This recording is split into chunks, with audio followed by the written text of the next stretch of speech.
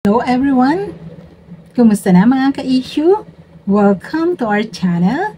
So, saang mang lugar kayo naroon at anuman ang inyong ginagawa, tutok lang sa ating channel dahil ating pag-uusapan ang mainit na issue sa loob at labas ng bansa. Okay, so bago tayo magpatuloy, huwag kalimutang mag-subscribe sa ating YouTube channel, Madam Issue, at ating pag-uusapan ng mainit na usapin. So, click na at mag-subscribe. Okay, so mainit na issue na pinag-uusapan ngayon ang mga senator candidates for 2025. Ayan. So, marami ang nagpaparamdam na sila ay magiging bahagi nito. At marami rin ang tahasan ng sinasabi na sila ay tatakbo bilang senador ng bansa for midterm election 2025. At meron din namang laban o bawi, di ba? Matapos ay deklara ay babawiin at sasabing hindi na muna tatakbo dito sa larangan na ito ng politika. Okay, sino nga ba ang bet natin na maging susunod na set ng mga senador natin ng bansa, no? So, sila ba yung traditional? Yung tipong bata pa tayo, naririnig na yung kanilang mga apelyido. Ganun na sila kakilala pagdating sa matataas na posisyon ng gobyerno. Yan. Or pwede rin naman yung bang mga famous ang gusto natin. Yung mga celebrity o mga artista. Diba? Okay, pwedeng sabihin natin, oy, idol ko to. So, dapat number 1 in the list. Or yung mga bago, yung mga new candidates natin. Dahil sasabihin naman natin na dito ako sa bago, baka sakaling magkaroon ng pagbabago. Okay, so yun po ilang paraan ng pagpili ng mga Pinoy, no, sa ating mga kandidato para sa posisyon ng gobyerno. Okay, so sa araw na to ay tatalakayin po natin at iisa-isahin yung PBBM Senatorial Lineup 2025 at alamin natin sino sa kanila yung bet ninyo. Okay, pasok ba sila sa banga o laglag? Okay, so batay po dun sa top 50 na inilabas ng isang survey firm, gagamitin po natin itong basihan ang rank ng senatorial lineup na ito ni PBBM at alamin natin kung malaki ba talaga ang pag-asa ng mga ito. Okay, out of this top 50, ang 11 po na senatorial lineup na ito ay nasa top 20. So, pasok silang lahat sa top 20. Medyo mataas po, no? At mukhang ang laki ng chance na manalo dito sa darating na halalan na ito. Okay, sino-sino nga ba to? At tutukuyin din natin ano ang rank nila sa top 50. Okay, so unahin na natin si Benhur Abalos. Siya yung ating DILG Secretary ng kasalukuyang administrasyon. At sinasabi nga very productive, no?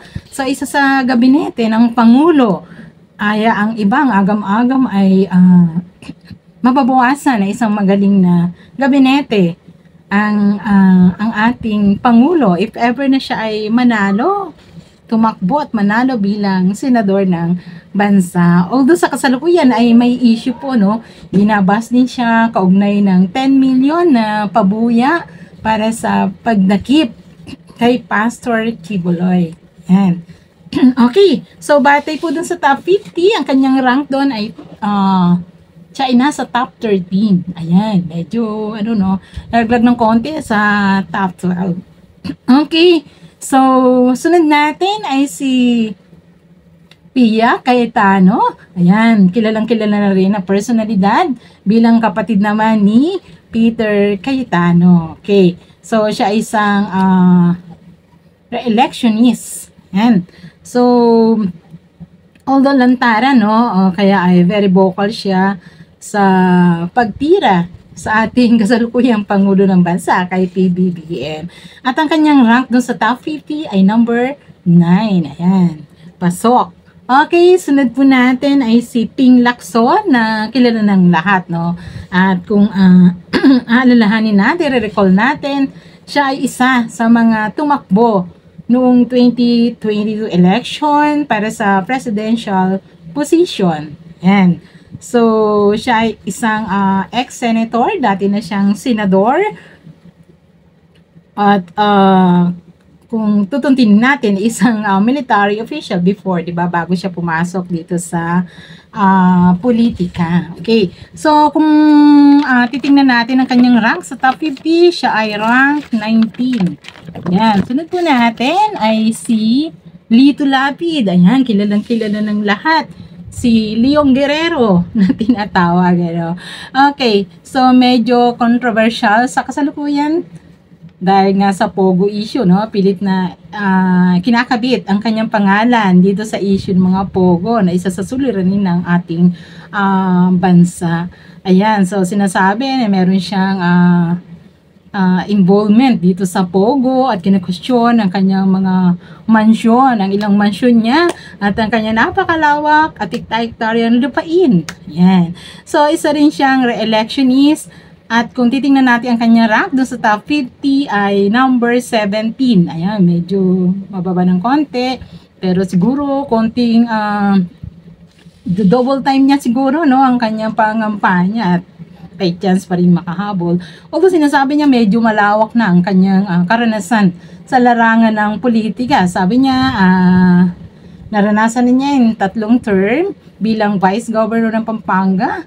At 3 term din ang kanyang nagawa, natapos na, no, bilang gobernador ng Pampanga. At bilang senador, ito ang pangatlo at kung papalarin daw na manalo uli sa susunod na eleksyon ay pang-apat ng term ito sa Senado. Although, ang reaksyon ng kanyang mga kababayan sa Pampanga ay di siya gaanong nararamdaman, no, bilang senador at parang na nakukulangan sa kanyang mga nagawa para sa kanyang sariling lugar, yung Pampanga, sa kanyang sariling probinsya. So, ito yung mga feedback naman, ano, para sa kanyang pag-upo na napakahabang panahon na sa politika. Yun nga, naging vice governor, governor, and then senator. Okay, so next natin ay si Amy Marcos. Ayan, kilalang kilala ang ate at mahal na kapatid ng ating Pangulo ng Bansa, PBBM.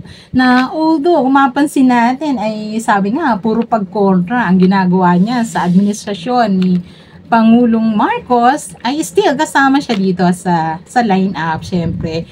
Kasi nga ay kapatid siguro, no? Alam mo naman, sa pamilyang Pinoy, sa kulturang Pinoy, sabi nga, blood is thicker than water. Although yung kanyang pagtuligsa nga ay labis para sa administrasyon, kung mapapansin natin. Pero kung ang Duterte clan naman ang pinipintasan, parang no comment siya, no? Parang sasabihin na, kakaloka naman yan. Parang ganon. Okay? So, kaya siguro na babansagan siyang parang may pagka-doble cara. Ayan. So, hindi natin alam kung talagang anti-Marcos admin nga siya or pwedeng bahagi ito o isa sa mga strategies, di ba? Techniques pagdating sa politika. Sabi nga natin, di ba? Gumagamit sila ng iba't ibang strategies at meron nga ilan dyan na tinaguri ang genius pagdating sa politika. Okay. So, sunod natin ay ang pambansang kamao. Ayan, si Manny Pacquiao. At kung aalalahanin din natin, isa siya sa katunggali sa presidential election ni PBBM, no? Although sa panahon yun, napansin natin ang kanyang mga pagpuna kay PBBM nung siya ay kasalukuyang tumatakbo bilang kandidato sa pagka-presidente, na kung saan naman ay hindi sinasagot ng panig ng Pangulo, no, yung kanyang mga pagbatikos at pagpuna, pagpintas, dahil nga rin siguro dun sa unity team na kanyang itinataguyod na magpapakita ng unity. So regardless kung ikaw ay maka-Marcos o hindi o anuman, iyong pinaniniwalaan at ginugusto ay maging magkaisa ang lahat para sa ikabubuti ng bansa. So, yung kanyang niluluhog during that time. At sabi niya ay wala nang kulay-kulay, no? Isang kulay na lang tayong lahat since lahat naman tayo ay Pilipino, na nakita naman natin na parang nagustuhan naman to ng mga non-sambayan ng Pilipino, yung idea ng unity or pagkakaisa. At ang resulta nga ay siya ay nanalo. Okay, so next po natin ay si Bong Revilla. Ayan, kilalang artista, no? Kilala, although nabansagang Budot King, para nakuha daw sa Budot Dance, yung mga mamamayan at siya ay binoto. Ayan, isa ring electionist. Okay, so isa sa mga artista na talagang nasa politika. Okay, although merong mga sinasabi, mga ka-issue natin na ang ibang artista ay non-performing naman daw sa politika. Ayan, so sila yung sumisira doon sa imahe ng mga artista na dating artista, pumasok sa politika pero pinatunayan ang kanilang galing, no? At talento sa kanilang posisyon na nakuha. Okay. Ayan, so si Bong Revilla na hinahangaan ng lahat at kilalang kilala. Okay. Next naman natin ay sa pang kilalang kilala, no? Di na kailangan ipakilala, ay si Erwin Tulfo. Ayan, so sabi nila, isa rin napakagaling. Ang rank naman niya ay number 1 dun sa top 50. Ang taas, no? At sana ay ma-maintain niya, no? Yung kanyang rank na yan, mapanindigan na talagang siya ay number 1. Okay. So, sabi, isa siyang performing celebrity. Ayan. At marami ang humahanga sa kanya. Okay, so sino pa? So, sabi natin 11. So, ating number 9 ay si ex-senator Tito Soto. Ayan, isa rin artista. Pero ang sabi, comment sa kanya ay may ibubuga, no? Although siya ay isang artista, isang magaling at may ibubugang politiko. Ayan. Sabi, hindi siya tutulog-tulog at nararamdaman ang kanyang pagka-senador, no? Hindi katulad ng iba na sabi nga ay hindi naman ramdam. Ayan, parang hindi nararamdaman bilang senador. So, si ex-senator Tito Soto ay sabi ay medyo magaling naman din talaga as senador. Okay, so sunod natin ay itong si Francis Tolentino. Ayan. So, batay sa mga political analysts ay mukhang papasok din, no, sa top 12 ng senatorial candidates. So, ang rank naman niya ay number 12. Yan. So, yan sabi na maka-Duterte, pero ngayon ay parang medyo nagkakaroon ng pagbabago, no? Parang hindi na ganun kalinaw na siya ay maka-Duterte talaga. So, yun ang issue naman sa kanya. Okay, parang ngayon hindi na sure talagang maka-Duterte. Okay, so sunod natin bilang pang-11 ay si Congresswoman Camille Villar. Ayan, medyo sabi na iba, ito yung hindi gaanong kilala. Although ang apelyidong Villar ay kilala pagdating sa politika. Okay, isa naman siyang Filipina television personality and also a politician. So, siya ay member ng House of Representative ng Las Piñas. Mukhang maganda rin naman ang background. Ayan, so sa 11 siya yung hindi gaanong kilala at ang 12 mukhang bakante pa. Mukhang wala pa sa kasalukuyan, no? Di pa natin alam kung sino ba yung pang-12. Okay, so ito po yung ating tinalakay sa araw na ito, ang mga senatorial candidates sa ilalim ng grupo ni PBBM para sa midterm election 2025. Ayan, kayo mga ka-issue, ano ba inyong batayan?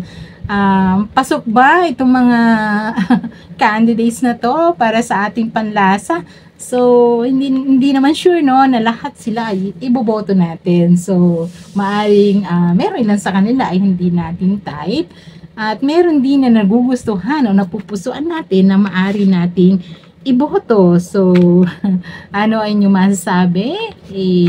Type lang po sa ating comment section ano man ay inyong opinion. So, ito po ang ating topic at maraming salamat sa pakikilahok sa talakayan na ito hanggang sa muli nating pagkikita. Ayan, sana ay laging subaybayan ang ating YouTube channel, Madam Issue.